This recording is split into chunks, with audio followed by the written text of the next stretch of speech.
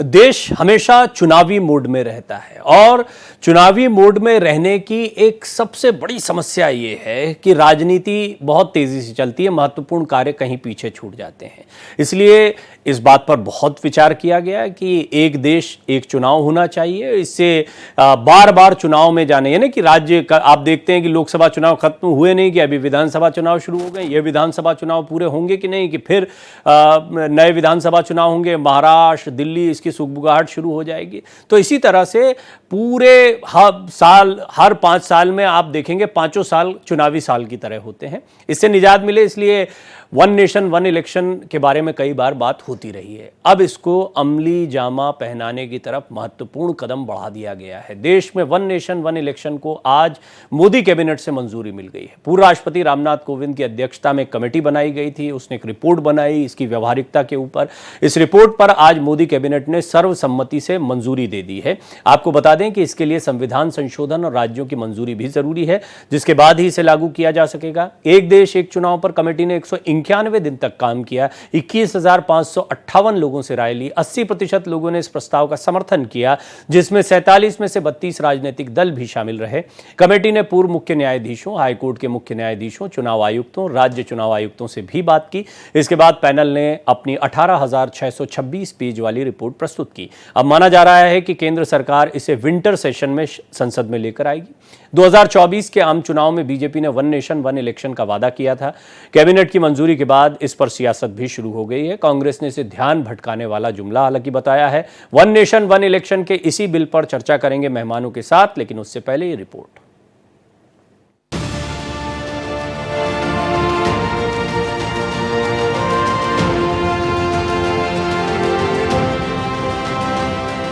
प्रधानमंत्री नरेंद्र मोदी की अगुवाई वाली कैबिनेट ने आज एक देश एक चुनाव के प्रस्ताव को मंजूरी दे दी है। पूर्व राष्ट्रपति रामनाथ कोविंद की अध्यक्षता वाली समिति ने एक राष्ट्र एक चुनाव के मुद्दे पर 62 पार्टियों से संपर्क किया था और इस पर जवाब देने वाले 47 राजनीतिक दलों में से 32 ने एक साथ चुनाव कराने के विचार का समर्थन किया, जबकि 15 दलों ने इसका विरोध किया। रिपोर्ट के अनुसार कुल 15 पार्टियों ने कोई प्रतिक्रिया नहीं दी थी। केंद्रीय मंत्री अश्विनी वैष्णव ने एक प्रेस कॉन्फ्रेंस में इसके बारे में विस्तार से बताया। उन्होंने कहा कि इस व्यवस्था से लोकतंत्र को मजबूती मिलेगी, खर्च बचेंगे। हम अगले महीनों में इस पर आम सहमति बनाने की कोशिश करेंगे। देखिए, बहुत जल्दी विपक्ष में भी उनके अंदर से आंतरिक दबाव बनने न लग जाए कहीं, क्योंकि देश में करीब 80% of the respondents who responded during the consultation process, 80% से ज्यादा लोगों ने इसको बहुत पॉजिटिव सपोर्ट दिया है, खासकर यूथ ने। Youth is very much in favour of one nation one election के प्रस्ताव का विरोध करते हुए कांग्रेस अध्यक्ष मल्लिकार्जुन खड़गे ने कहा कि ये व्यवहारिक नहीं है। चुनाव आने पर ध्यान भटकाने के लिए बीजेपी ऐसे मुद्दे उठाती है। ये सिर्फ ध्यान भटकाने का मुद्दा है। ये संविधान के खिलाफ है। देश इसे कभी स्वीकार नहीं करेगा। प्रैक्टिकल नहीं है और ये चलने वाला नहीं है। ये सिर्फ चुनाव जब बात है, कोई ना कोई कुछ मुद्दा नहीं मिल रहा उनको, ऐसी चीजें बात करने के लिए, इश्यू को डाइवर्ट करने के लिए वो बात करते हैं और इसीलिए और पूरे देश के लोग कोई मानने वाले भी नहीं हैं। वन नेशन वन इलेक्शन के प्रस्ताव को केंद्र सरकार की मंजूरी मिलने के बाद AIMIM चीफ असुद्दीन ओवैसी ने कहा कि मैंने लगातार एक राष्ट्र एक चुनाव का विरोध किया है, क्योंकि ये संघवाद को नष्ट करता है और लोकतंत्र से समझौता करता है। ये जो वन नेशन वन इलेक्शन की बात नरेंद्र मोदी 2019 से कर रहे हैं, 2019 में जब उनको दोबारा कामयाबी मिली तो उस वक्त ऑल पार्टी मीटिंग हुई थी पार्लियामेंट की लोकसभा की लाइब्रेरी में, हमने इसकी मुखालिफत की थी।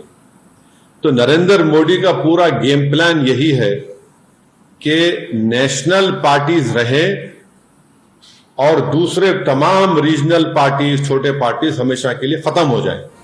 आपको बता दें कि गृह मंत्री अमित शाह ने 2 दिन पहले ही कह दिया था कि एक राष्ट्र एक चुनाव मोदी सरकार 3.0 के कार्यकाल के दौरान अगले 5 वर्षों के भीतर लागू किया जाएगा। बीजेपी के सहयोगी JDU और LJP ने भी औपचारिक रूप से इस कदम का समर्थन किया है। Bureau report, Bharat express. देखिए, ये बड़ी अच्छी रिपोर्ट थी क्योंकि इसमें डिटेल में आपको दोनों पहलू समझ में आ गए। पहला ये क्यों होना चाहिए? बहुत सारे लोगों से बात की गई, 80% लोगों ने समर्थन किया है, तमाम राजनीतिक दलों से बात की गई, ज़्यादातर का समर्थन इसमें मिल रहा है, बड़ी तैयारियां की गई, कमेटी ने बहुत काम किया है, जैसी सारी चीज़ें। और वन नेशन वन इलेक्शन से बार बार चुनाव में जाने की जो एक परेशानी होती है उससे बचा जा सकता है, पॉजिटिव एस्पेक्ट है। संघीय ढांचे को खतरा होता है, क्षेत्रीय दलों को खतरा हो सकता है, देश इसको पसंद नहीं करेगा, जैसी वो बातें भी आई जो इसके कुछ नकारात्मक पहलुओं को बताती हैं। और होता है जब भी कोई बड़ा फैसला लिया जाता है तो आइए इसको समझने का प्रयास करते हैं। और आज पैनल पर बहस से ज्यादा हम इस पूरे मसले को समझने की कोशिश करेंगे। आपकी भी दिलचस्पी निश्चित तौर पर वन नेशन वन इलेक्शन को समझने में होगी। इसमें मेरा सहयोग करेंगे देवकीनंदन मिश्रा जी, चुनाव विश्लेषक के तौर पर, उनसे पहले भी इस पर बात हुई है। ऋषभ तिवारी जो कि भारतीय जनता पार्टी के मुखर प्रवक्ता हैं, वो भी मेरे साथ जुड़ रहे हैं। इसी तरह गौतम सेठ, प्रवक्ता कांग्रेस, यहाँ पर जुड़ रहे हैं, जो कि विपक्ष का पहलू रखेंगे। आप सभी मेहमानों का मैं स्वागत करता हूं। देवकीनंदन जी, शुरुआत आपसे करूंगा क्योंकि मुझे लगता है काफ़ी हद तक हम इस पर बातचीत कर चुके हैं। एक पूरा सेशन जब हमने इस पर बात की तो आप व्यवहारिकता पर बार बार प्रश्न चिन्ह उठ रहे थे, लेकिन अब हम देख रहे हैं कि कैबिनेट ने इसको मंजूरी दे दी है और बहुत मुमकिन है कि इस पर बहुत तेजी से प्रधानमंत्री मोदी आगे बढ़ते दिखाई दें, उनका कैबिनेट आगे बढ़ते दिखाई दें। क्या हम मानकर चलें कि ये जो टेन्योर है, जैसे कुछ बड़े डिसीजन हुए, 370 जैसा डिसीजन हो, अभी भी बहस होती है उसको लेकर, राम मंदिर जैसा डिसीजन हो, इसी तरीके से वन नेशन वन इलेक्शन को लेकर भी ऐसा माना जाए कि इस टेन्योर में सबसे बड़ा काम होगा? देखिए, one nation one election Bharat जैसे देश में कोई पहली बार लागू नहीं हो रहा है। वन नेशन वन इलेक्शन जब 1962 तक वन नेशन वन इलेक्शन ही हुआ करता था इस देश में। 1962 के बाद ऐसी स्थितियां पैदा हुई कि जो हमारे राज्य हैं, बीच में कहीं कोई सरकार गिर गई, अब उस जगह चुनाव हुए। इस तरीके से कई स्टेट में चुनाव हुए और वन नेशन वन इलेक्शन जो है एक तरीके से खत्म हो गया। हम इसकी व्यवहारिकता पर बात करेंगे। यही बात व्यवहारिकता की भी है, आगे भी ये समस्या आने वाली है, क्योंकि राज्य सरकारें अक्सर जो है, कोई राज्य सरकार अल्पमत में आ जाती है और गिर जाती है। जितने भी राज्य हैं, जैसे महाराष्ट्र में सरकार गिरी हुई सरकार थी एक तरीके से, और दोबारा हालांकि बीजेपी ने उसमें सरकार बनाई। इस तरह से और राज्यों में, कर्नाटक में हो चुका है, उत्तराखंड में हो चुका है, उत्तर प्रदेश में भी हो चुका है। पर उसमें तो प्रावधान दिया गया है ना, ये सारी चीजों पे ही तो मंथन हुआ था। उसमें प्रावधान है कि उतने ही समय के लिए, मान लीजिए 2.5 साल का टेन्योर बचा हुआ है तो 2.5 साल के लिए चुनाव होंगे। नहीं, फिर वन नेशन वन इलेक्शन कैसे हुआ? हाँ, ये बात वन नेशन वन इलेक्शन तो नहीं हुआ ना। अगर 2.5 साल के लिए चुनाव हो रहा है तो मुझे नहीं लगता है कि वन नेशन वन इलेक्शन हुआ। वन नेशन वन इलेक्शन मैं मानता हूं। पर देवकीनंदन जी, पूरे देश में ऐसी स्थिति हर जगह बन जाती है ऐसा भी नहीं है। फिर बात यह भी हो रही है कि लोकतांत्रिक व्यवस्था में हो सकता है मजबूत सरकारें मिलना शुरू हो जाए। मैं मानता हूं कि वन नेशन वन इलेक्शन होना चाहिए, लेकिन जब हम कोई कानून बनाते हैं तो इस बात का ध्यान रखा जाना चाहिए, और जाता ही है, कि कितनी इसकी फिजिबिलिटी है।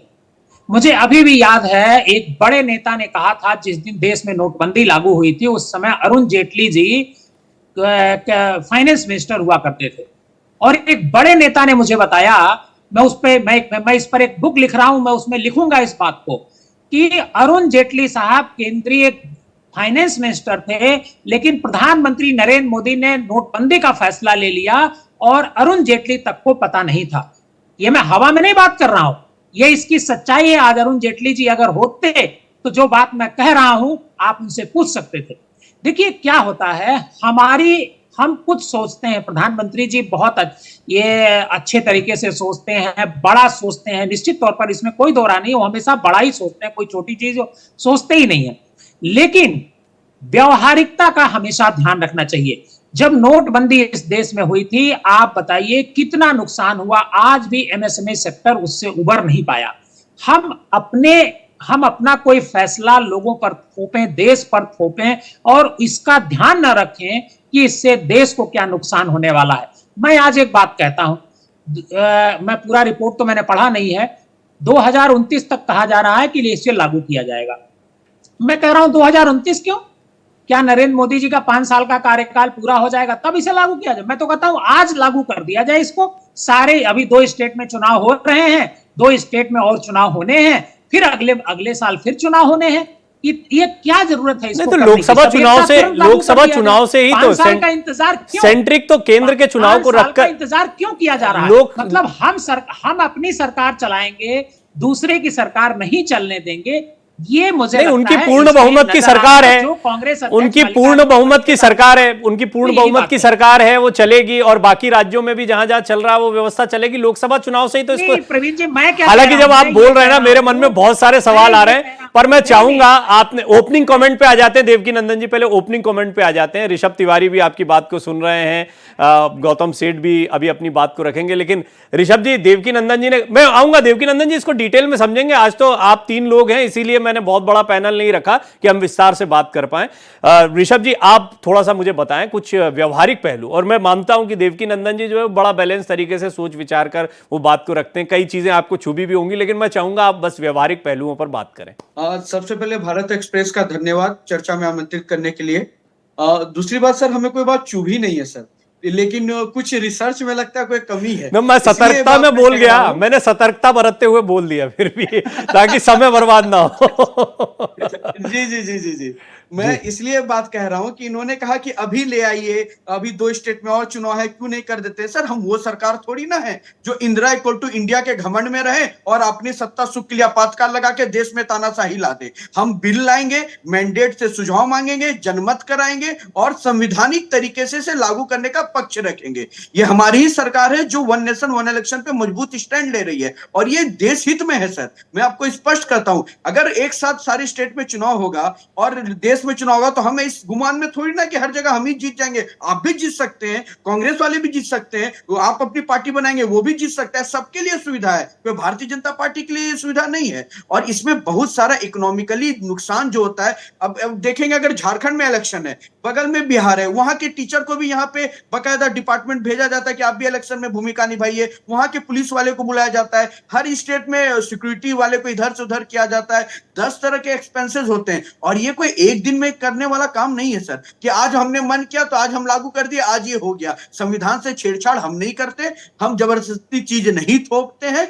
ये विषय है जनमत का, कमेटियां बनी थी, विपक्ष के लोग भी कमेटी में थे, उन्होंने भी सुझाव दिया और ये देश हित के लाया जा रहा है। ये विषय है जिसमें सबने स्वागत करना चाहिए। 2 बातें इसकी है सर। पहला व्यवहारिकता क्या है, हम कितने सक्सेसफुल हो पाएंगे। दूसरा नियत क्या है। सक्सेसफुल की बात अगर है तो 370 के पहले भी यही बात कही जाती थी कि नहीं हट सकता, बहुत पेचीदा चीज है, अगर हो जाएगा तो ना जाने क्या भूचाल आ जाएगा। कुछ भूचाल नहीं हुआ सर, 370 हटा, G20 का सम्मेलन हुआ, आज वोटिंग भी हो रही है और लाल चौक पे बच्चे आइसक्रीम भी खा रहे हैं और 2 भाई बहन बर्फ भी खेल रहे हैं जाकर कश्मीर में। तो ये सब इस देश में देखा जा रहा है। कुछ नहीं होता है, नियत स्पष्ट होना चाहिए, नीति स्पष्ट होना चाहिए, नेतृत्व स्पष्ट होना चाहिए, जो हमारे पास है और हम इसके पक्षधार। ठीक है, अब व्यवहारिक पहलू, मैं आपकी बातों को इसलिए बढ़िया मानता हूं कि ऋषभ जी एक एक पॉइंट नोट करते हैं, फिर उस पर जवाब देते हैं। पर मैं कुछ सवाल, जैसे मैंने अभी जो सवाल रखा था वो अनुत्तरित रह गया, पर मैं दोबारा आऊंगा क्योंकि मुझे ओपनिंग कमेंट गौतम जी का भी लेना है, ब्रेक पर जाऊं उससे पहले। गौतम जी, इतना बढ़िया तो है, एक देश में एक चुनाव हो, बार बार हर साल देखें, लोकसभा चुनाव खत्म हुआ, हरियाणा जम्मू में चलेगा, ये दोनों खत्म होंगे, महाराष्ट्र में दिल्ली में चले जाएंगे, फिर उसके बाद में किसी, अच्छा है ना, एक बार एक चुनाव हो जाए तो फिर दिक्कत क्या हो रही है? देखिए, इसके 2 पहलू हैं और 2 पहलू देखने पड़ेंगे। नियत, नेतृत्व जैसे जो पॉलिटिकल रिटोरिक्स हैं, उससे पहले इसका जो संवैधानिक पहलू है जिसे हम कॉन्स्टिट्यूशनल पहलू कहेंगे, और दूसरा इसका जो ऑपरेशनल पहलू है कि इसको लागू करने के लिए क्या अभी हम सक्षम हैं। इन 2 पहलुओं को देखकर ही किसी नतीजे पे पहुंचा जा सकता है। जो इसका संवैधानिक पहलू है, मुझे भाजपा के प्रवक्ता से कुछ सवाल है, मैं भी समझना चाहता हूं कि किस विचार से, किस सोच से, किस दिशा से इस बिल को लाया गया है। बिल्कुल आना मतलब कैबिनेट से क्लियर किया गया और लाने की तैयारी की जा रही है। तो मेरा जो सवाल इनसे सबसे पहला है वो ये है कि ये जो हमारे देश का संविधान है वो एक फेडरल स्ट्रक्चर पर आधारित है, वो एक संघीय ढांचे की बात करता है। यदि किसी स्टेट का टेन्योर अभी 3 साल का पड़ा है, तो अगर आप उसको कटेल कर देंगे तो भी आप अनकॉन्स्टिट्यूशनल है। देश का संविधान आपको इजाजत नहीं देता कि आप 5 साल चुनी हुई सरकार का टर्म घटा दीजिए, या अगर आप उसको एक्सटेंड करने की कोशिश करेंगे तो भी आप लोगों के मैंडेट को छीनने की बात कर रहे हैं, क्योंकि लोगों ने 5 साल का मैंडेट चुनी हुई सरकारों को दिया। तो आप संविधान का संशोधन किस ढंग से करेंगे, और जिस कारण से आपको 400 सीटें नहीं आ पाई, याद रखिए आपको 240 पर देश की जनता ने रोक दिया, इसीलिए रोक दिया ताकि आप देश के संविधान से छेड़छाड़ ना कर सके। और आपको 2/3 मेजॉरिटी की आवश्यकता है, इतने हर्ष उल्लास से मत सोचिए कि आप वन नेशन वन इलेक्शन ले आए और ये पास हो जाएगा। देश के संघीय ढांचे पर हमला है। दूसरी बात, ऑपरेशनल रीजंस। आप ही के द्वारा, आप ही के प्रधानमंत्री के नेतृत्व में उस इलेक्शन कमीशन की हम बात कर रहे हैं, जिससे हम तो इतना जिसको हम कहते हैं नॉन पार्टिसन नहीं मानते, लेकिन यदि हम उसे एक कॉन्स्टिट्यूशनल बॉडी की तरह भी देखें जो इस देश के इलेक्शंस को कंडक्ट करती है, तो इलेक्शन कमीशन का खुद का ये कहना रहा कि जम्मू कश्मीर और हरियाणा के साथ महाराष्ट्र और झारखंड के चुनाव कराने में इसलिए मुश्किलात हैं क्योंकि एक तो जम्मू कश्मीर के सिक्योरिटी इश्यूज हैं और उसके अलावा जो ईवीएम मशीनरी के इश्यूज हैं उसके अंदर भी इतनी ज्यादा उपलब्ध अभी हम लोगों के पास। हालांकि देखिए, मैं इस पे बताता हूं, इस पे मैं थोड़ा डिटेल में इस पे बात करूंगा। आपने महत्वपूर्ण बिंदु उठाया है गौतम जी, आपने महत्वपूर्ण बिंदु उठाया है, इसको थोड़ा डिटेल में बात करेंगे। इसलिए क्योंकि लोकसभा चुनाव तो होते ही हैं, जब लोकसभा चुनाव होते हैं तो पूरे देश में होते हैं। फिर कई लोग कॉर्पोरेटर और महापौर मेयर के चुनाव का उदाहरण देते हैं कि भैया जैसे कॉर्पोरेटर को चुनते चुनते मेयर चुना जाता है, ऐसे लोकसभा चुनाव और विधानसभा चुनाव भी साथ में किए जा सकते हैं। वहां पर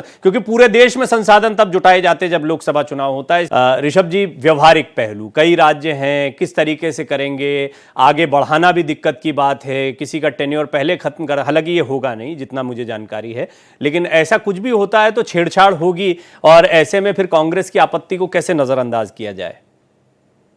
सर, आपने व्यवहारिकता की बात कही, उस पर आ जाता हूं। फिर कांग्रेस के हमारे काबिल प्रवक्ता जी ने एक बात कहा था, उस पर आऊंगा। व्यवहारिकता यह है सर कि डेफिनेटली अगर कोई बिल हम लेकर लाने की बात कर रहे हैं, कोई कानून लाने की बात कर रहे हैं, तो उसके पॉजिटिव निगेटिव इंपैक्ट पे डिस्कशन होगा और कमेटी ने वो डिस्कशन भी किया है। एक विषय ये भी था कि अगर आप बीच में टेन्योर खत्म करते हैं तो फिर उस पर अगर एलजी या गवर्नर के रूल आएंगे तो वो कैसे आप एक्सटेंड लेकर जाएंगे? फिर तो जिसकी सत्ता उसका हाथ, ऐसा करके एक मनोभाव बन सकता है। तो इसलिए ही इन पहलुओं को लेकर जब ये बिल आएगा उसके बाद एक common minimum programme with audience करके एक प्रावधान भी ये लाया जा रहा है, जो आप उसके संशोधन के पॉइंट्स में देखेंगे कि देश की जनता से जनमत भी कराया जाएगा। और कॉन्स्टिट्यूशनल व्यवहारिकता की मैं बात बता देता हूं, कई दफा देश हित में काम किए गए हैं और संशोधन किए गए हैं और पहले भी पुरानी सरकारों ने किया है, कोई ये नया नहीं है। अगर देश का इतना पैसा बचता है और अगर उसके कुछ समय, देखिए एक आदत की बात होती है सर, अगर ये आदत शुरू में आने में हमें तकलीफें होंगी। लॉकडाउन जब लगा था पहली बार तकलीफ हुई थी, लेकिन लोग मास्क लगाना शुरू कर दिए थे, कुछ दिनचर्या को अपनाना शुरू कर दिए थे। तो ये दिनचर्या बनने में समय लगा। मैं ये नहीं कह रहा कि अगर ये आएगा तो बहुत आसान हो जाएगा, लेकिन दर्द को, तकलीफ को दूर करने के लिए कड़वी दवाई पीनी पड़ती है और सेहत तभी अच्छा होता है और देश के लिए ये अच्छा है। लॉन्ग टर्म के फायदे के लिए शॉर्ट टर्म की परेशानी झेली जाए, लॉन्ग टर्म के फायदे के लिए, ये आप कह रहे हैं। दूसरा एक और मैं कह रहा हूं सर, संक्षेप में बात कही जा रही है कि आप इसमें कैसे आप 2.5 साल में खत्म कर देंगे, संविधान को छेड़ देंगे, संविधान ये अलाउ नहीं करता। सबसे ज्यादा छेड़छाड़ तो आप लोगों ने किया था सर अपने सत्ता के लिए। आपातकाल से बड़ा कोई छेड़छाड़ हो ही नहीं सकता। हम तो ये कह रहे हैं कि देश में अच्छा वातावरण लाएंगे, आपने तो सत्ता बचाने के लिए इमरजेंसी अरे तो कह दिया, शुरुआत में भी आपने इमरजेंसी की बात की ही थी ना ऋषभ जी। आएंगे इस पे भी बात कर लेंगे।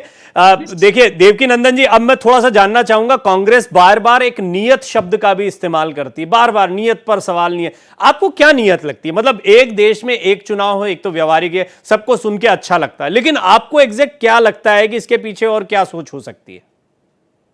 नहीं, मुझे तो हास्यास्पद ये लग रहा है कि ये बताने की कोशिश हो रही है कि देश में पहली बार होने जा रहा है। ये हास्यास्पद लग रहा है। देखिए 1952 में, 1957 में, 1962 में और 1967 में देश में एक ही चुनाव हुए थे। पूरे देश में जो राज्य थे उनके भी चुनाव साथ हुए थे और केंद्र के भी चुनाव एक साथ हुए थे। लेकिन जो 1968 और 1969 में कई विधानसभाएं सरकारों ने, जो केंद्र सरकार थी उसने भंग कर दिया, उसके बाद से वन नेशन वन इलेक्शन की परंपरा टूटी। अब इसमें जो नियत की बात मैं बताऊंगा आपको। आप देखिए जम्मू कश्मीर में धारा 370 हटाई गई। धारा 370 हालांकि पहले हटाई जा चुकी थी, उसका एक पॉइंट था जिसे बीजेपी सरकार ने हटाया। लेकिन कांग्रेस ने जब 33 बार हटाया, जम्मू का 370 के कई पॉइंट्स को हटाया, इतनी देश में चर्चा नहीं हुई जितना एक पॉइंट हटाने पर नरेंद्र मोदी जी ने जब हटाया तो उसकी चर्चा हुई। उन्होंने इसका प्रोपेगेंडा किया। लेकिन आज 5 साल बाद धारा 370 हटने के बाद जम्मू कश्मीर में चुनाव हो रहे हैं और आपको पता है कि भारतीय जनता पार्टी 28 सीटों पर चुनाव ही नहीं लड़ रही है घाटी में।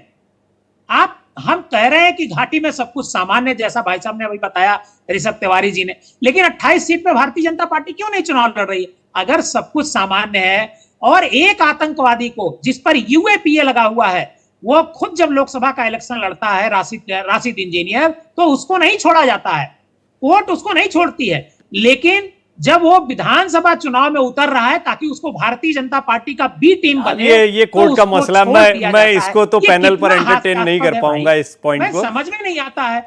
मैं मेरा आपसे सवाल कुछ और था कि क्या इसके पीछे कुछ और वजह हो सकती हैं संभावित। आप अगर आप इतना एनालाइज कर रहे हैं, अभी की स्थिति को 370 का जिक्र लाए हैं, तो इसके पीछे और क्या विजन हो सकता है? जैसे कि एक उदाहरण के लिए, नहीं इसको डिटेल में समझेंगे देवकीनंदन जी, इसको डिटेल, एक उदाहरण के लिए कि जैसे खड़गे साहब कह रहे थे कि ध्यान भटकाने के लिए कोई मुद्दा नहीं तो एक मुद्दा ले आए, ये एक जैसे एक वजह हो गई क्या इसके? और जैसे फारूक अब्दुल्ला साहब ने राष्ट्रपति चुनाव एक शब्द का जिक्र किया, डिटेलिंग नहीं दी और आगे कहकर निकल गए। गौतम जी कुछ बातें देवकीनंदन जी ने रखी, मैं ऋषभ जी के पास जाऊं, उनको निश्चित तौर पर, क्योंकि वो पॉइंट्स नोट करते हैं, वो एक एक सवाल उन्होंने नोट कर रखा होगा, उसका जवाब देंगे। लेकिन मुझे आप ये जरूर बताएं गौतम जी कि वन नेशन वन इलेक्शन को लेकर एक नियत तो बताई जो खड़गे साहब ने अपने बयान में कही है, उनका कहना है कि कोई मुद्दा नहीं है, चुनावी समय चल रहा है इसलिए इस बात को रखा गया। इन चीज़ों का अब उतना इम्पैक्ट नहीं पड़ता, मतलब मुझे नहीं लगता कि हरियाणा या जम्मू कश्मीर की जनता के बीच में इससे कोई ऐसा चुनावी मैसेज जाता है या कोई इसका बहुत बड़ा इंपैक्ट हो। आप लोगों को बड़े लेवल पर क्या लगता है? वन नेशन वन इलेक्शन आज की बात नहीं, ओवैसी जी को आप सुन रहे थे 2019 से बात प्रधानमंत्री मोदी कह रहे हैं, तो क्या आप लोगों को ऐसी नीयत लगती है या क्या परेशानी लगती है कि इनका विजन कुछ और होगा, पीछे कुछ और सोच रहे होंगे और वन नेशन वन इलेक्शन लाना चाहते हैं? देखिए, माननीय कांग्रेस अध्यक्ष खड़गे जी ने ये बात भी कही कि ये संविधान के खिलाफ है। उन्होंने ये भी कहा कि ये लोकतंत्र के खिलाफ है, अगर आपने उनका ट्वीट ध्यान से देखा हो तो। और उन्होंने ये भी कहा कि हमारे संघीय ढांचे यानी फेडरल स्ट्रक्चर के खिलाफ है। और इसका जो राजनीतिक पहलू है उसमें अगर आप देखें, यदि आप एक ही चुनाव के इर्द गिर्द इस देश को घुमाएंगे, एक लीडर सेंट्रिक इलेक्शन को इस्टेब्लिश करने की कोशिश करेंगे, तो जो इस देश की पॉलिटी की डाइवर्सिटी है, जिसमें रीजनल पार्टीज का एक अपना बहुत बड़ा दर्जा है, हम लोग एक नेशनल पार्टी हैं, हम एक रीजनल पार्टी नहीं है, लेकिन इस देश की political diversity, national parties, regional parties और लोकल पार्टीज मिलकर उसको संस्थापित करती हैं। उसको संस्थापित किया गया है और उसको अब खराब करने की जो ये कोशिश है, कैसे? यदि नहीं, मैं यही जानना चाहता हूं कि लोकतंत्र पे खतरा कैसे है, रीजनल पार्टीज पे खतरा कैसे है, कैसे उनका अस्तित्व खत्म हो जाएगा? इलेक्शन का एक तरीका बदल रहा है, पार्टियां खत्म नहीं हो रही। देखिए, मुझे माफ कीजिए, this is more like a presidential style of election, जब आप सारे स्टेट इलेक्शंस को और नेशनल इलेक्शन को, लोकल बॉडीज के इलेक्शन को, पंचायती राज के इलेक्शंस को इंटीग्रेट करने की बात कर रहे हैं। और जब आप उस इंटीग्रेशन की बात करते हैं तो चुनाव जब एक ही समय पे हो रहा है तो धारणा, जिसे हम एक नैरेटिव कहते हैं, वो लगभग इर्द गिर्द घूमकर एक ही नैरेटिव बनाया जाता है। आप लोकसभा चुनावों को देखेंगे या किसी स्टेट के विधानसभा चुनाव को देखेंगे तो आप उस बात को समझेंगे। लेकिन रीजनल पार्टीज जो अपनी धारणा बनाने की शक्ति रखती हैं, उस शक्ति को उनसे छीन लेना, जो रीजनल मुद्दे हैं उन मुद्दों को राष्ट्रीय मुद्दों के सामने बोना कर देना, वो भी इसका एक पहलू है जिसके ऊपर बात करनी पड़ेगी। और संवैधानिक पहलू सबसे बड़ा पहलू है। नहीं, जैसे मान लीजिए, मैं थोड़ा सा आपने जो पॉइंट उठाया बड़ा इंपॉर्टेंट है, मैं मानता हूं वैलिड पॉइंट है, लेकिन जैसे उड़ीसा और हम देखते हैं कि तेलुगु देशम पार्टी के साथ में जिस तरीके से मिलकर बीजेपी ने चुनाव लड़ा, या उड़ीसा में जिस तरीके से चुनाव लड़ा, ये लोकसभा चुनाव के साथ आ रहे थे और बाकी जगहों पर भी हुए। आपको हरियाणा में भी एक अच्छा रिस्पॉन्स मिला, 5 सीटें जो हैं इस बार बीजेपी की कम हो गई। तो एक सेंट्रल पॉलिसीज के साथ साथ में जो इलेक्शन चल रहे थे राज्यों के, मैं विधानसभा चुनाव, चलिए हरियाणा को हटा देते हैं हम, लेकिन जहां पर राज्यों में चुनाव चल रहे थे उस पर क्या बहुत ज्यादा इंपैक्ट पड़ा स्थानीय राजनीति पर? देखिए, स्थानीय राजनीति पर उसका इंपैक्ट इस तरह से था क्योंकि आप अगर एक ही समय एक ही स्टेट में नेशनल लीडर्स भी जो है नेशनल नैरेटिव को पुश कर रहे थे, स्टेट लीडर्स स्टेट नैरेटिव को पुश करने की कोशिश कर रहे थे, लेकिन आप भी इस बात को मानेंगे कि हमारा देश 2014 के बाद से जिस तरह एक लीडर सेंट्रिक राजनीति और लीडर सेंट्रिक नैरेटिव की तरफ बढ़ा है, उस लीडर सेंट्रिक नैरेटिव में कहीं ना कहीं मुद्दे पीछे हटते हुए नजर आए। आप बिटवीन द लेकिन लाइन कह 2024 रहे हैं कि प्रधानमंत्री मोदी का पर्सोना इतने बड़े लेवल पर आ गया है। आपकी बात से एक इंप्रेशन आ रहा है कि वो एक ऐसे बड़े नेता के तौर पर दिखाई दे रहे हैं जिनका पूरे देश के चुनाव पर इंपैक्ट पड़ता है। जिसको 2024 में देश की जनता ने तोड़कर वापस मुद्दों पर आने का काम किया। आपने मुझे मेरी लाइन कंप्लीट नहीं करने दी, आप बीच में बोल पड़े। ठीक है, मेरा कहना है जिस पर्सोना को देश ने एक्सेप्ट किया 2014 से 24, इसमें कोई दो राय नहीं है, उनकी सीटें आई, लेकिन 2024 में उस घमंड को चूर चूर करने का काम भी भारत के ही उन्हीं महान वोटर्स ने करा। देश की राजनीति को मुद्दों पर वापस केंद्रित करने का काम भी उन्हीं वोटर्स ने करा। लेकिन इस फेडरल स्ट्रक्चर को, जिसके अंदर डाइवर्सिटी ऑफ पॉलिटिक्स भी इस देश की बसी हुई है, इसको ये लोग किस तरह सॉर्ट आउट करने जा रहे हैं, इस बारे में अभी तक कोई क्लैरिटी नहीं है। ऑन द कॉन्ट्ररी, गौतम भाई आप बड़े अच्छे से बात को रख रहे हैं, लेकिन ऑन द कॉन्ट्ररी मैं एक मतलब पॉलिटिकल एनालिस्ट के तौर पर ही टिप्पणी समझ लीजिए। ऑन द कॉन्ट्ररी राज्यों की जो राजनीति थी, जैसे कि आपका उत्तर प्रदेश का जो समीकरण रहा, या पश्चिम बंगाल में जिस तरह की ममता बनर्जी की सियासत, पंजाब के जो सियासी, ये बीजेपी के लिए बड़ा झटका था। अलबत्ता वो उन्होंने सरकार दोबारा बनाई है और बाकी जगहों पर आप देख लीजिए उनका पर्सोना या स्थिति वैसी बरकरार। आप जो बात कह रहे हैं 2024 के नतीजे उसके बिल्कुल उलट है। राज्यों की राजनीति हावी पड़ी भारतीय जनता पार्टी पर। खैर, इस पर मैं आऊंगा और इसको थोड़ा और समझेंगे। आप कुछ और पॉइंट सोचिए इस पर। घमंड की राजनीति, ठीक है, वो मैं समझ, ये पॉलिटिकल स्टेटमेंट होता है, इसलिए मैं इस पर बहुत ज्यादा नहीं जाता। लेकिन ऋषभ जी, काफी सारे पॉइंट्स आ गए हैं और इसमें यह बताया जा रहा है कि एक तरीके से जैसे कि आपने एक नैरेटिव या फिर मान लीजिए एक पर्सोना के साथ में आप चुनाव लड़ रहे हैं, वो हावी हो जाएगा राज्यों के चुनाव। बेशक बातों से मुझे ये लग रहा था कि उस चीज का फायदा मिलेगा, जो कि अच्छी बात है भारतीय जनता पार्टी के, लेकिन राज्य की राजनीति पर, क्षेत्रीय दलों पर इसका बड़ा नेगेटिव इंपैक्ट पड़ेगा। सॉरी जी डन जी। मैं उस विषय को रखता, लेकिन एक पॉइंट आपने डिस्कस कर दिया, जो स्टेट के क्रेडिबिलिटी पे बात हो रही है कि उनकी कहां पे साख जाएगा। तो अब कई दशक से उड़ीसा, आंध्र प्रदेश में स्टेट साथ में इलेक्शन लड़ रहा है और कोई भाजपा की गवर्नमेंट वहां नहीं थी, अब आई है। पहले उसी की गवर्नमेंट थी जो गैर भाजपा था, और भाजपा 14 में वहां आई, 19 में देश में आई, लेकिन उड़ीसा में नहीं आई। तो ये कह देना कि स्टेट का अपना एक मान्यता और एक वहां की पार्टी का अस्तित्व खत्म हो जाएगा, ये कहीं ना कहीं ध्यान भटकाने वाली बात है, इस पे रियलिटी नहीं है। दूसरा बात कहा जा रहा है कि एक सेंटर पे फोकस्ड राजनीति हो जाएगी, सेंट्रिक लीडरशिप की बात कही जा रही है। सर, सेंट्रिक लीडरशिप तो फिर भी स्वीकार्य है, लेकिन देश ने तो परिवार सेंट्रिक लीडरशिप देखा था। परिवार सेंट्रिक से अच्छा सेंट्रिक लीडरशिप हम मानते हैं। कम से कम एक नीति नियत लीडर का दिखे, परिवार का केवल ना दिखे। एक विषय यह है। दूसरा, जो हमारे चुनाव विश्लेषक सर है, उन्होंने कहा कि पहले भी ये हुआ है, कोई नया चीज हम लेकर नहीं आ रहे। तो सर, हमने तो कभी नहीं कहा कि हम नया चीज लेकर आ रहे हैं। हमने कहा कि हम वन नेशन वन इलेक्शन के पक्षधार हैं, हम वो लेकर लाना चाहते हैं। पहले हुआ, अच्छी बात है, फिर से देश के रिसोर्सेज को बचाना चाहते हैं, और यही बात कमेटी ने भी कही है। और जो 3 टायर इलेक्शन होते हैं सर, बहुत प्रैक्टिकल ग्राउंड की बात मैं बता रहा हूं। झारखंड के अंदर ये तो जम्मू कश्मीर पे 10 साल के चुनाव पेंडिंग पे डिस्कशन कर रहे हैं, लेकिन झारखंड के अंदर 3 टायर इलेक्शन अभी तक नहीं हुआ है। केवल ये तर्क देके कि ओबीसी का जनगणना नहीं हुआ है। तो इस तरह के छोटे छोटे सरकार के अंदर जो डिमेरिट्स रहती हैं, अगर सेंट्रलाइज होगा तो 3 टायर इलेक्शन भी बहुत इंपॉर्टेंट होता है सर। रोड नाली के चीजें भी बहुत इंपॉर्टेंट होती है। आप उसे छोटा ना समझे, बीमारी निकल जाए, अगर नाली साफ ना हो तो कितने बीमारी फैल सकती है। तो ये छोटे छोटे भी 3 टायर इलेक्शन को भी हमें सुचारू रूप से सेंट्रलाइज करने की आवश्यकता है। तो एक पैनल डिस्कशन इसका भी हुआ, कोई गलत बात इसमें नहीं है। आपने एक हमेशा एक क्वेश्चन पूछा, शायद उस पर जवाब नहीं आ रहा है कि नियत क्या है। नियत स्पष्ट है कि देश का रिसोर्स बचे, देश में अस्थिरता आए, एक नेता दूसरे प्रदेश हमेशा भटकते ना जाए। अगर बिहार का नेता बिहार छोड़कर हमेशा हरियाणा में चुनाव है, महाराष्ट्र चुनाव, वहां ही घूमते रहेगा, तो विकास में भी डाइवर्जन आती है। और ये हम स्वीकारते हैं, ये काम हम भी करते हैं। मोदी जी ने भी कहा है कि मुझे भी रैलियों में जाना पड़ता है, कहीं ना कहीं वो तो डिस्टर्ब होता है कार्यकाल। तो इसके पक्षदार हैं और डाइवर्ट हम नहीं कर रहे। मुझे एक स्पष्ट प्रश्न है कांग्रेस के हमारे प्रवक्ता पैनल से कि अगर वन नेशन वन इलेक्शन आएगा तो क्या विकास के काम रुक जाएंगे?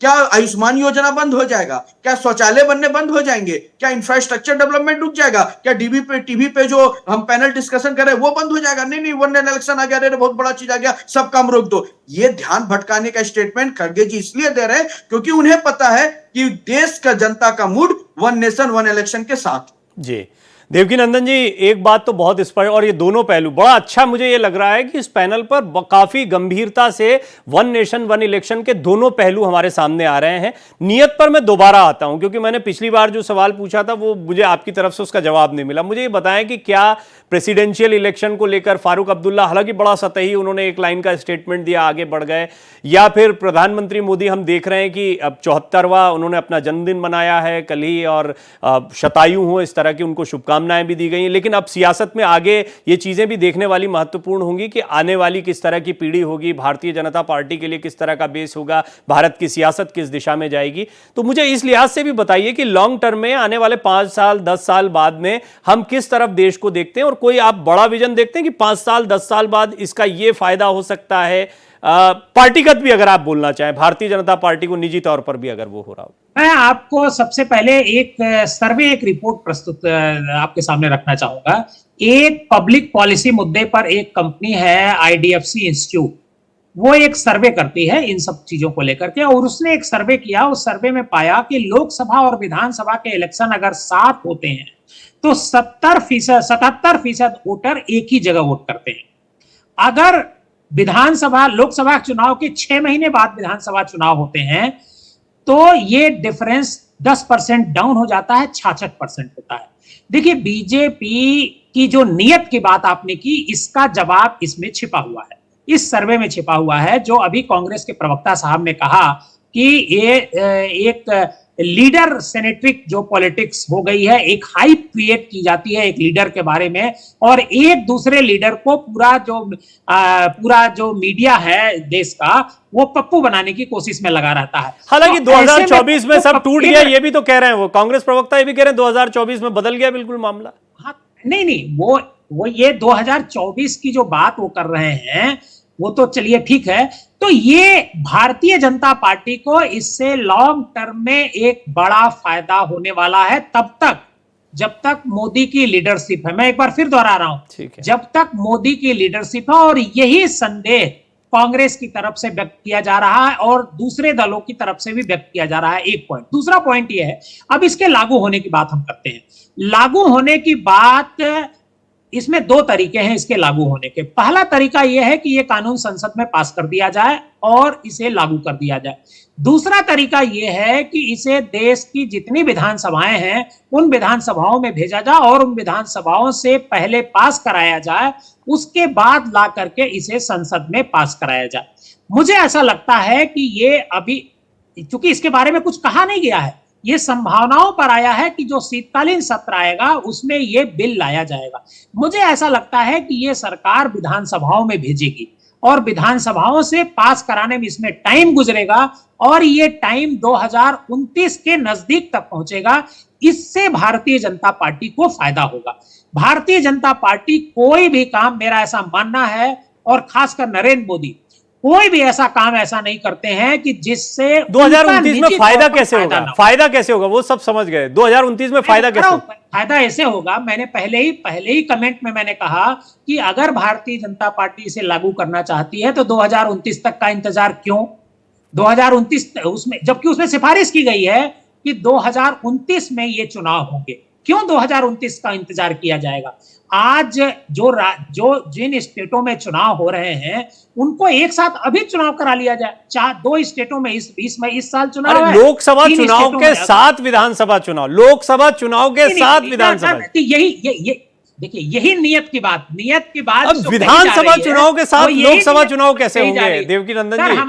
अगर हमारी नियत साफ है, मैं कोई प्रवक्ता तो हूं नहीं, न बीजेपी का न कांग्रेस का। अगर नियत साफ है तो हमको सबका ध्यान रखना पड़ेगा। आप बताइए कि जो सरकार, भारतीय जनता पार्टी और ये जो चुनाव आयोग है, 4 राज्यों के चुनाव एक साथ नहीं करा पाया। जी, अभी जो मुझे अभी तक समझ में आया इस चर्चा में वो ये है कि एक व्यक्ति या एक चेहरे का इस्तेमाल ज्यादा हो सकता है, पहली चीज। दूसरा, क्षेत्रीय दलों को नुकसान हो सकता है। ये जो आपके 2-3 तो ये एक चेहरे का फायदा तो कांग्रेस को भी हो सकता है। राहुल गांधी बड़ी तेजी से अपना चेहरा मजबूत कर रहे हैं और ये आप लोगों के लिए अच्छी बात है कि थोड़ा फायदा भी आपको इस बार मिला है, आगे और उम्मीद आप लोग कर रहे हैं, तो इसका फायदा तो दोनों को ही मिलेगा। ऐसा नहीं है कि बीजेपी को अकेले मिलेगा किसी चेहरे का फायदा। देखिए, कांग्रेस के प्रवक्ता के तौर पर हमें एक चीज इस पार्टी के द्वारा पहले दिन से सिखाई गई थी कि सबसे पहले इस देश के लोकतंत्र के लिए बात करी जाएगी। पार्टी का जो फायदा नुकसान है वो देश के लोकतंत्र के फायदे नुकसान के बाद देखा जाएगा। हम भाजपा के प्रवक्ताओं की तरह नहीं है कि हम बात करेंगे केवल नरेंद्र मोदी की और खत्म कर देंगे अमित शाह पे। हमारी बात इस देश के संविधान से ही शुरू होती है और इस देश के संविधान पर ही खत्म हो जाती है। और इस देश के संवैधानिक मैसेज के खिलाफ, इस देश के संवैधानिक ईथोस के खिलाफ ये फैसला है। इस देश का संविधान इस बात की स्वीकृति नहीं देता कैसे? कि आप इस देश के संघीय ढांचे के ऊपर इस तरह का नहीं, ये संविधान के खिलाफ कैसे? वो तो जी, संविधान के खिलाफ कैसे? आपने अक्सर मेरी हर स्टेटमेंट ना संविधान के खिलाफ कैसे? मैं चाहता हूं अगले विषय पे जाए, आप ही बोलिए संविधान के खिलाफ कैसे, ये भी बताते चलिए, मैं ये जानना चाह रहा हूं। देखिए, मैं उसी के साथ इस बात को बताने की कोशिश कर रहा हूं कि संविधान इस देश की सरकार को यह अनुमति नहीं देता कि वो चुनी हुई सरकार का कार्यकाल काटे या बढ़ाए। उसको किए बिना आप इस इलेक्शन को सिंक्रोनाइज करने का मैकेनिज्म क्रिएट कर लेंगे, यह लगभग असंभव है। दूसरी बात, ऑपरेशनली जब इलेक्शन कमीशन हमारे 4 स्टेट्स के चुनाव साथ नहीं करा पा रहा, तो ऑपरेशनली हमारे पास इतने ईवीएम्स कहां हैं कि एक ही पोलिंग बूथ में लोकसभा के लिए अलग ईवीएम लगेगा, विधानसभा के लिए अलग ईवीएम लगेगा, कॉर्पोरेशन के लिए अलग ईवीएम लगेगा। अरे आप एक ही ईवीएम पे सारे कैंडिडेट्स तो नहीं डाल देंगे। खैर ऋषभ जी कुछ इंपॉर्टेंट पॉइंट बोले हैं उन्होंने, वो आप एड्रेस करना चाहें तो करें। जी बेशक। देखिए, इसमें मोदी जी का भी कोई दोष नहीं है अगर नेटवर्क कुछ हुआ है तो। मैं अपनी बात रख रहा हूँ। जी आवाज आ रही है सर? जी आवाज आ रही है जी। 2-3 विषय निकल कर आया। पर्सनल कुछ टीका टिप्पणी भी हुई मेरी पार्टी को लेकर, उस पर मैं बाद में जाऊंगा। पहले जो हमारे चुनाव विशेषज्ञ जी हैं उन्होंने जो कहा कि नरेंद्र मोदी जी के बाद दिक्कतें आएंगी, जब तक नरेंद्र मोदी जी हैं तब तक फायदा हो सकता है। नहीं सर, नरेंद्र मोदी जी के बाद भी हमारी पार्टी जनरेशन बिल्डिंग में विश्वास करती है। नरेंद्र मोदी जी के बाद भी ऋषभ तिवारी भी देश का प्रधानमंत्री बन सकता है, तो ऋषभ तिवारी को भी फायदा होगा। हम केवल एक इंसान पे नहीं चलने वाले लोग हैं, क्योंकि हमारी पार्टी के संस्कार है अंत्योदय, राष्ट्र प्रथम, द पार्टी विद डिफरेंस। इन नीतियों पे चलते हैं और हमारी पार्टी मोदी जी से शुरू होकर अमित शाह जी तक खत्म नहीं होती, उन विचार से शुरू होती है जो इस देश में श्यामा प्रसाद मुखर्जी ने बलिदान दिया था कश्मीर में, यह नारा देते हुए इस देश में 2 निशान 2 प्रधान नहीं चलेंगे। और 28 साल तक जिस पार्टी का एक ही परिवार का मुखिया राष्ट्रीय अध्यक्ष रहा हो, जो केवल एक गांधी परिवार की गणेश परिक्रमा ही लगाती हो, वो अमित शाह जी से लेकर मोदी जी तक वाली बात ना कहे तो अच्छा रहेगा। 1980 में अटल जी से लेकर 2024 में नड्डा जी तक कोई भी एक पार्टी का, एक परिवार का सदस्य रिपीट राष्ट्रीय अध्यक्ष भाजपा में नहीं हुआ है। लेकिन 1990 से लेकर 2010 तक एक बच्चा जो जन्म लिया होगा, वोट का अधिकार पा लिया होगा, तब तक सोनिया गांधी जी ही राष्ट्रीय अध्यक्ष रही थी। तो यह बात हमें ना सिखाए कि कहां से कौन शुरू होता है, कहां कौन खत्म होता है। हमारी पार्टी का मूल मंत्र है सेकुलरिज्म मींस नेशन फर्स्ट, और उसी नीतियों पे हम चलते हैं। दूसरी बात, 1 नेशन 1 इलेक्शन की बात मैं कह रहा हूं सर, ये बहुत गंभीर विषय है। इसे हम आरोप प्रत्यारोप में अगर करते चले जाएंगे तो मुद्दे भटकते चले जाएंगे। ये इसलिए जरूरी है क्योंकि जो बच्चे, जो यूथ आज हमारा डिस्कशन देखता होगा, जो आज की राजनीति को समझना चाहता होगा, जो राजनीति में जाना चाहता होगा, वो इस बात को भी समझेगा कि चुनावी मोड में आने से हम अपने अंदर जो चीजें लाते हैं, नकारात्मकता भी, एक पर्सनल पॉइंट ऑफ व्यू से भी इंसान हर उस रूप में धरा रहता है कि आज यहां चुनाव, कल वहां चुनाव। ठीक है, इससे तो हमने शुरू भी किया था। आप जो बात कह रहे हैं वो तो मूल में है ही, उसी से शुरू किया था। गौतम सेठ जी, वो नेटवर्क का इशू आ गया था, मैंने कहा कि अभी आप फिर ये ना कहें कांग्रेस प्रवक्ता का नेटवर्क चला गया। आप अपनी बात को पूरा करें भाई, जो भी रह गई थी। नहीं, मैं बस अंततः यही बात कहना चाह रहा हूं कि भाजपा के प्रवक्ता और इस देश की सरकार का यह दायित्व है कि आप लोग इस बात को देश वालों को भी समझाएं और विपक्ष से भी वार्तालाप करके समझाएं कि आप इसको एग्जीक्यूट किस तरह करने की कोशिश करेंगे, आप कॉन्स्टिट्यूशनली वायबल इसको किस तरह बनाने की बात करेंगे, आप चुनी हुई सरकारों के टर्म को काटेंगे या बढ़ाएंगे, दोनों करने की ताकत आपको संविधान नहीं देता। और यह करेंगे तो आप गैर संवैधानिक मैं एक पॉइंट ऐड करना चाहता हूं इसमें। गौतम जी, ये देखिए, ये आने वाले दिनों की बात है और निश्चित तौर पर जो भी ड्यू कोर्स में चीजें होती होंगी, सरकार उसी से आगे बढ़ेगी। जैसे जैसे समर्थन की जरूरत होगी, जो भी तौर तरीके होते हैं संवैधानिक तौर पर, सरकार को हर कानून के लिए, चाहे 370 ही क्यों ना, आप लोगों से ली थी ना सहमति। आप आज भले ही नेशनल कॉन्फ्रेंस के साथ खड़े हैं, लेकिन आपने उस समय इनका विरोध नहीं किया। आपने समर्थन दिया नहीं दिया वो एक अलग बात है, लेकिन आपने विरोध भी नहीं किया। तो वो संवैधानिक व्यवस्था है, अगर कुछ लागू करेंगे करेंगे तो उसमें आप लोग ऑटोमेटिकली इन्वॉल्व होंगे।